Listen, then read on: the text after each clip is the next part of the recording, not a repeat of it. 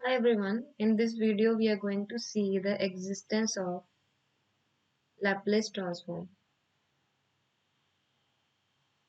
मतलब वो कौन सी कंडीशंस हैं जो कि किसी पर्टिकुलर फंक्शन को रिक्वायर्ड होता है कि वो सेटिस्फाई करे कि हम उसका वो इस चीज के लिए एलिजिबल हो जाए कि हम उसका लैपलेस ट्रांसफॉर्म निकाल सकते हैं। मतलब हर एक फंक्शन का हम लैपलेस ट्रांसफॉर्म नहीं निकाल सकते, पर्टिकुलरली फंक्शन को कोई ना कोई कंडीशंस को सेटिस्फाई करना पड़ेगा कि वो लैपलेस ट्रांसफॉर्मेबल हो जाए।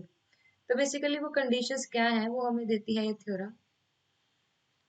तो थ्योरम क्या कहती है कि मान लो आपका कोई फंक्शन एफ है और वो फंक्शन कंटिन्यूअस है,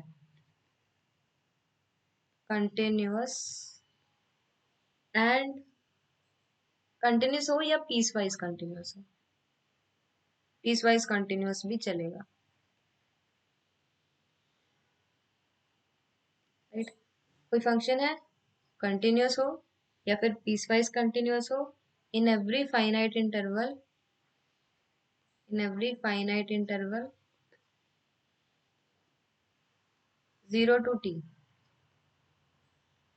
it where t is a positive real number।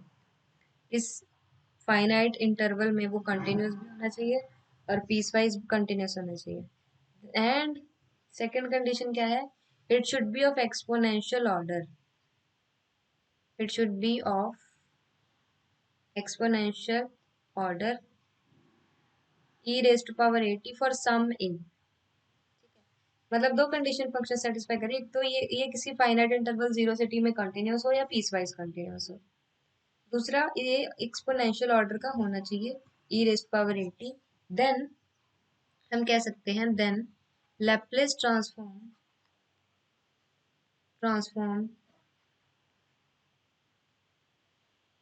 Of f exists. इस कंडीशन अगर इन दो कंडीशन को सेटिस्फाई कर रहा है तो लैपलेस ट्रांसफॉर्म एफ का एग्जिस्ट कर जाएगा for all s provided real part of s must be greater than a. इस रीजन में आपके फंक्शन का लैपलेस ट्रांसफॉर्म एग्जिस्ट कर जाएगा। So now we need to prove this theorem and proof is very simple, don't even worry about it. So now we are going to see this proof. So first of all, let us see the Laplace transform. हम starting ही Laplace transform से करते हैं, take modulus of fs। So this is nothing but modulus of 0 to infinity e raised to power minus st ft dt।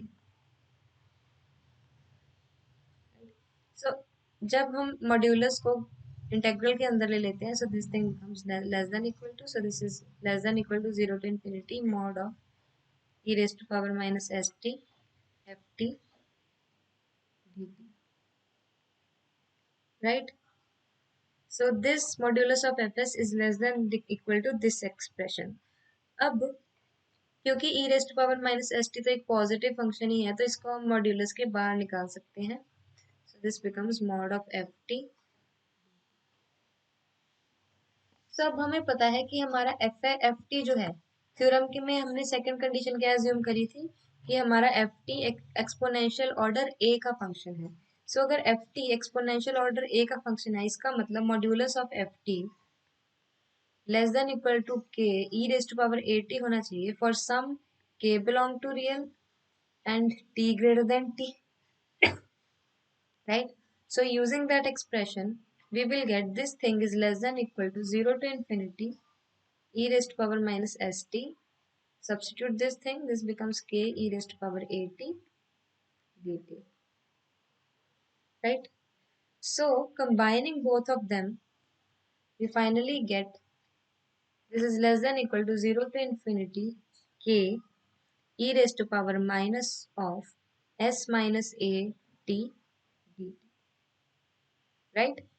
So if you solve this integral, now we can solve this integral, right? Earlier we didn't know what was the value of f, we couldn't solve, लेकिन अब हमें इस expression का integral निकालना है So if you will do the integral, you will finally get it is e raised to power minus s minus a t by minus s minus a. So you put the limit over here, e raised to power minus infinity जब put करेंगे, so that approaches 0. So this is k upon s minus a for real part of s is greater than, right? So this is the expression. So अगर हमारा function जो है that is a function of the exponential order and it is piecewise continuous, by using the definition of the Laplace transform we are getting, so this is the sufficient condition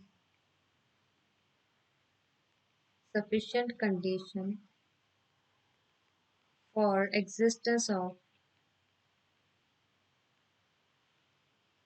Laplace transform.